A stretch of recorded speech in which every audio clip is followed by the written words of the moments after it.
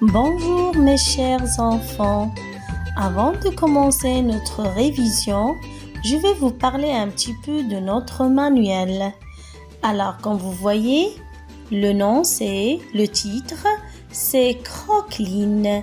Voilà, c'est le manuel, il y en a deux. Il y a le tome 1 et le tome 2. Le tome 1, c'est un petit manuel bleu avec son cahier d'exercice qui est un petit peu grand, bleu aussi. Et le tome 2, c'est un manuel vert avec son cahier d'exercice aussi vert, comme lui, mais plus grand un petit peu. Bien, alors, ce manuel de tome 1, elle va être réservée pour le premier semestre. Ça veut dire quoi le premier semestre? Ça veut dire les 4 mois, les premiers 4 mois. Le mois d'octobre, parce que le mois de septembre, on n'a rien fait, on a révisé seulement. Alors, on va commencer le mois d'octobre. Octobre, novembre, décembre, janvier. Alors, à janvier, on va terminer le tome 1.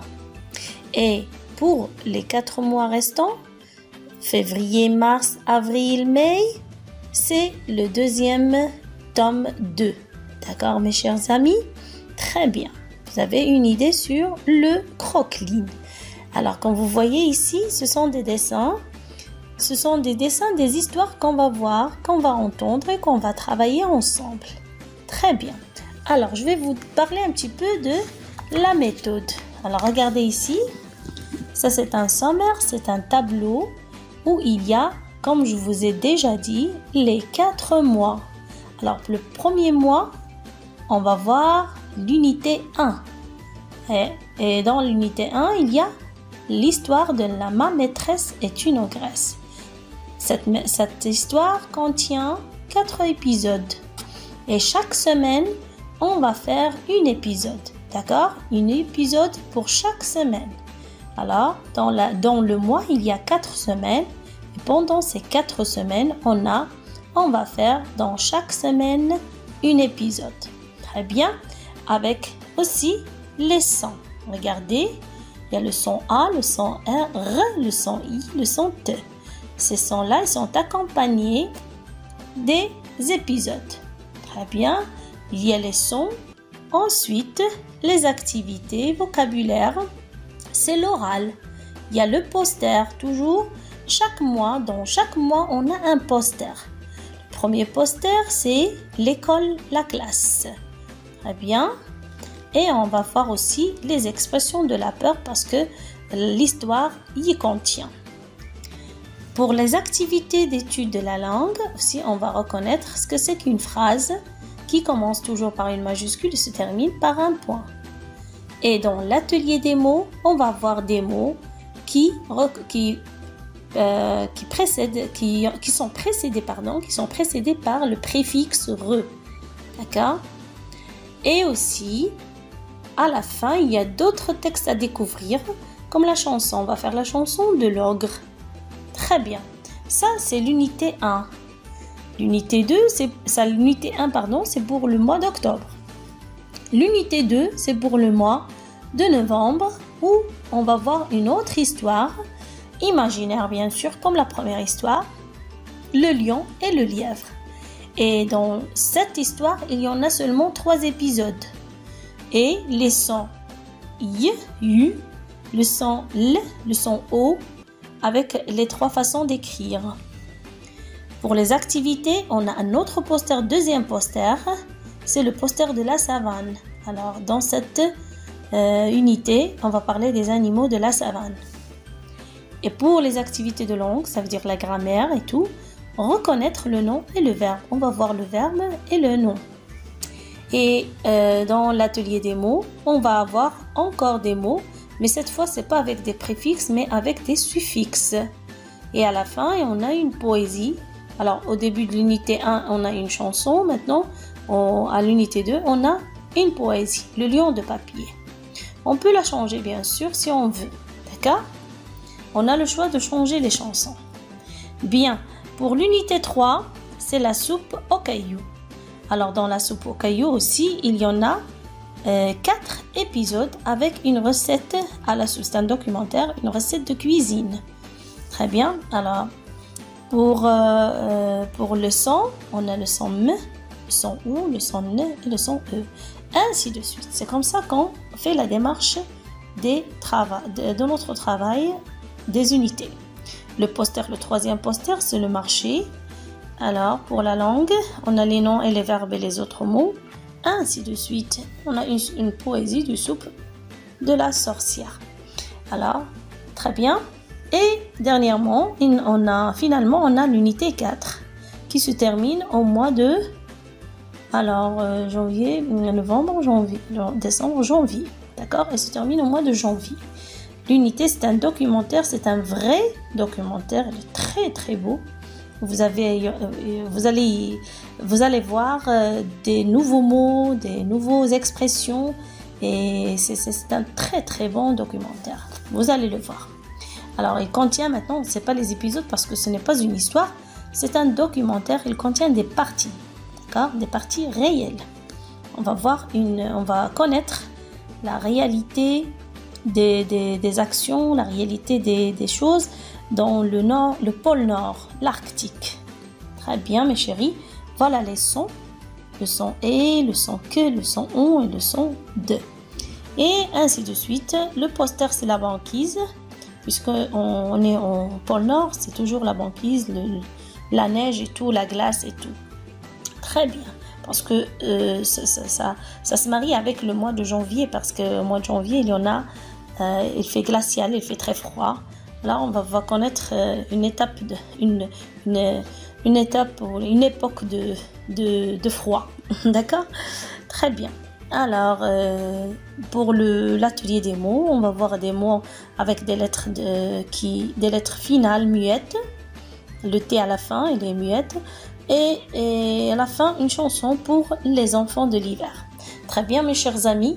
Alors, pour le sommaire, pour ce qu'on va découvrir dans le premier semestre, le tome 1, c'est l'unité 1, l'unité 2, 3 et 4. D'accord? Maintenant, passons ici. Alors là, cette présentation, elle nous présente les unités du manuel. Comment travaille-t-on sur le manuel? Ici, on a pris l'histoire du lion et l'herbe. Comment on fait pour lire la première épisode? Comme je vous ai expliqué tout à l'heure. Chaque épisode a une semaine et après avoir lu l'épisode, on passe directement au son. Voilà, ça c'est le son. Et ensuite, après le son, on fait des exercices oraux, comme ça. Et après, on passe à l'exercice écrit, dans le cahier d'exercice qui est le plus grand. Ainsi de suite. Alors, dans la classe, je vais vous montrer la façon de travailler, Inch'Allah. Bien, mes chéris. Maintenant, on va passer à la révision. Très bien. Bonjour, mes chers amis. Alors, pour commencer notre révision, on va commencer par la page 6. Prenez la page 6. Alors, dans la page 6, on a dans le premier exercice, alors observez, je connais les jours de la semaine. On a déjà fait une petite révision en classe. Tout le monde connaît les jours de la semaine, n'est-ce pas? Très bien. Alors, je vais vous faire un rappel avec vous. Les jours de la semaine sont 7. Lundi, mardi, mercredi, jeudi, vendredi, samedi, dimanche. Très bien. Alors, observez bien. Quels sont les jours coloriés? Vous allez me dire, c'est lundi, mardi, jeudi, vendredi. D'après vous, pourquoi ils sont coloriés comme ça? C'est très bien parce que tout simplement, ce sont des jours où on travaille, on a l'école. Ce sont des jours d'école. Il y a aussi le mercredi.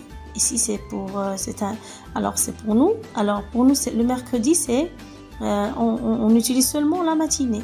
Alors, l'après-midi, on est libre. C'est très bien. Alors, le samedi et dimanche, il n'y a pas d'école. Très bien. Alors, dis le nom du troisième jour de la semaine. Vous allez me dire quel est le nom du troisième jour de la semaine. Vous allez compter. Et pour la troisième question, dis le nom des 2 derniers jours de la semaine. Alors, tu cherches dans le tableau les 2 derniers jours de la semaine et tu vas me les dire. Très bien, mon chéri. Alors, pour la 4e question, dis le nom des jours où tu vas à l'école.